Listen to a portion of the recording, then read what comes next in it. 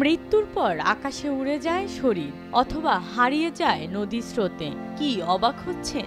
এই পৃথিবীতে কিছু কিছু সংস্কৃতি এতটাই গভীর, এতটাই রহস্যময়, যা আমাদের ভাবনারও বাইরে।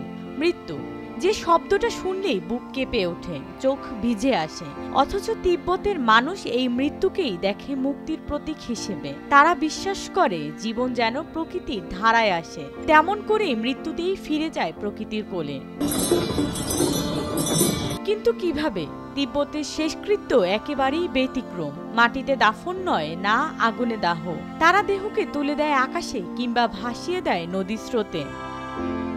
তিব্বতের পাহাড়ি জনপদে পালিত হয় ঝাতর, যেটি শরীর দান করার একটি পবিত্র রীতি। তারা মনে করে আত্মা চলে যাওয়ার পর শরীর ধরে রাখা নিষ্প্রয়োজন, তাই মৃত্যুর পর সেই দেহকে নিয়ে যাওয়া হয় পাহাড়ের নির্জন প্রান্তে। বিশেষ ধর্মীয় আচার শেষে প্রশিক্ষিত ব্যক্তি রোপা সেই দেহকে ছোট ছোট টুকরো করে।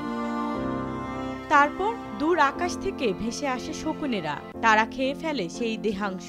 নৃশংস মনে হতে পারে, কিন্তু তিব্বতের বৌদ্ধরা বলেন এটাই সবচেয়ে বড় দান। জীবনের শেষে নিজের শরীরও যদি আর এক প্রাণীর কাজে লাগে, তবে তার চেয়ে পুণ্যের আর কিছু হতে পারে না।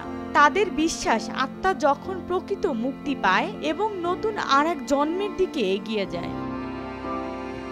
সব জায়গায় যখন স্কাই বিরিয়াল সম্ভব নয়, তখন কিছু অঞ্চলের মানুষ দেহ ভাসিয়ে দেয় নদীতে। মৃতদেহকে কেটে ছোট ছোট অংশ করে ছেড়ে দেওয়া হয় নদীর স্রোতে, যেখানে মাছ ও জলজ প্রাণীরা তা গ্রহণ করে। এভাবেই শরীর ফিরে যায় প্রকৃতির চক্রে।